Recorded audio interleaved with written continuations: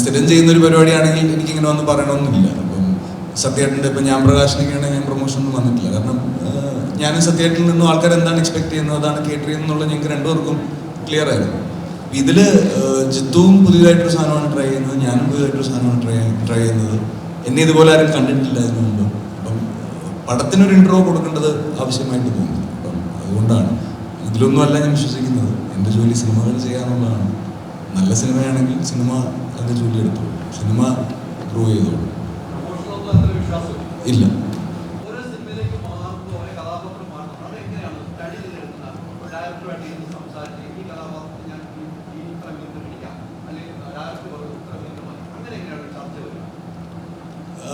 ഒരു ഷൂട്ടിന് പോകുന്നതിൻ്റെ ഒരു ധാരണ ഉണ്ടാവും.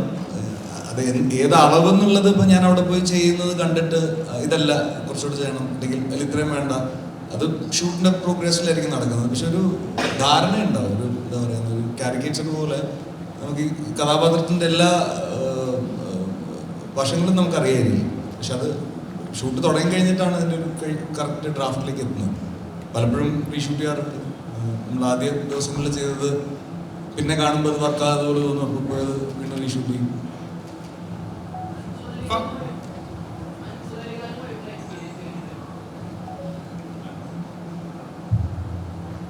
എനിക്ക് മുമ്പ് അറിയാവുന്നതാണ്. ഞാൻ വേലക്കാരനൊക്കെ വർക്ക് ചെയ്തിട്ട് എനിക്ക് കുറച്ച് മുമ്പ് അറിയാവുന്നതാണ്.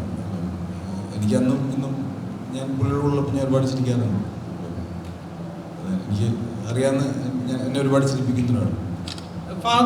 ഇപ്പൊ ഈ ചിത്രം ആവേശം അനൗൺസ് ചെയ്ത മുതൽ ഒരു ഹൈപ്പ് ക്രിയേറ്റ് ചെയ്തിരുന്നല്ലോ. ഇപ്പം അതിനുശേഷം ഇത് വേറൊരു ടൈപ്പ് പരിപാടിയാണെന്ന് സുഷിൻ പറഞ്ഞപ്പോഴൊക്കെ ഒരു ഹൈപ്പ് ക്രിയേറ്റ് ചെയ്തു. അപ്പൊ അതിന്റെ ലുക്കിലൊക്കെ ഒരു ഹൈപ്പ് ക്രിയേറ്റ് ചെയ്തു.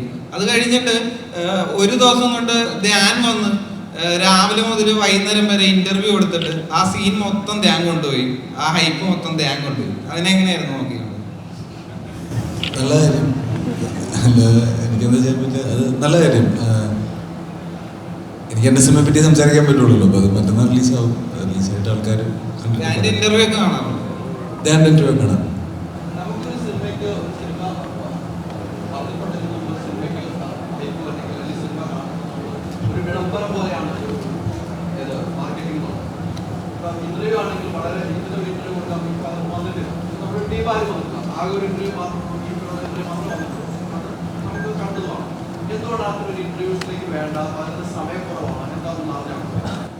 ഞാൻ ഹൈദരാബാദാണ്. ഞാൻ പുഷ്പ ഷൂട്ട് ചെയ്തുകൊണ്ടിരിക്കുകയാണ്. അപ്പം ഇന്ന് വൈകിട്ട് ഞാൻ തിരിച്ചു പോകും. വീണ്ടും റിലീസിൻ്റെ അന്നൊരു ദിവസത്തേക്ക് ഞാൻ വരും. അതൊരു സൈഡ്. രണ്ടാമത്തെ സൈഡ്, മിനഞ്ഞാന്നാണ് പടം ലോക്കായത്. ഒരു ട്രെയിലർ കട്ട് ചെയ്യാൻ പോലും നമുക്ക് സമയം കിട്ടിയിട്ടില്ല. എല്ലാവരും ബിസിയായിരുന്നു. പ്രൈമറിലി മറ്റ് ടെക്നീഷ്യൻസ് മറ്റ് പടങ്ങളൊക്കെ ആയിട്ട് ബിസിയായിരുന്നു. എല്ലാവരും ഈ സിനിമയിലേക്ക് എത്തിയപ്പോഴത്തേക്കും അതിൻ്റെതായിട്ട് ഡിലേ ഉണ്ടായി. പടം തീരാൻ അതിൻ്റെതായിട്ട് ഡിലേ ഉണ്ടായി. അപ്പം അതിലായിരുന്നു ഫോക്കസ്. പടം ഭംഗിയായി തീർത്ത് തിയേറ്ററിൽ കൊണ്ടുവരിക. പിന്നെ എപ്പോഴും നമ്മൾ പുതിയതായിട്ടൊരു കാര്യം ചെയ്യുമ്പോൾ, നമ്മളിപ്പം ഞാൻ സ്ഥിരം ചെയ്യുന്നൊരു പരിപാടിയാണെങ്കിൽ എനിക്കിങ്ങനെ വന്ന് പറയണമെന്നില്ല. അപ്പം സത്യേട്ടൻ്റെ ഇപ്പം ഞാൻ പ്രകാശനൊക്കെയാണെങ്കിൽ ഞാൻ പ്രൊമോഷനൊന്നും വന്നിട്ടില്ല. കാരണം ഞാനും സത്യേട്ടനിൽ നിന്നും ആൾക്കാർ എന്താണ് എക്സ്പെക്ട് ചെയ്യുന്നത്, അതാണ് കേട്ടർ ചെയ്യുന്നത് ഞങ്ങൾക്ക് രണ്ടുപേർക്കും ക്ലിയർ ആയിരുന്നു. ഇതിൽ ജിത്തുവും പുതിയതായിട്ടൊരു സാധനമാണ് ട്രൈ ചെയ്യുന്നത്, ഞാനും പുതിയതായിട്ടൊരു സാധനമാണ് ട്രൈ ചെയ്യുന്നത്. എന്നെ ഇതുപോലെ ആരും കണ്ടിട്ടില്ല ഇതിനു മുമ്പ്.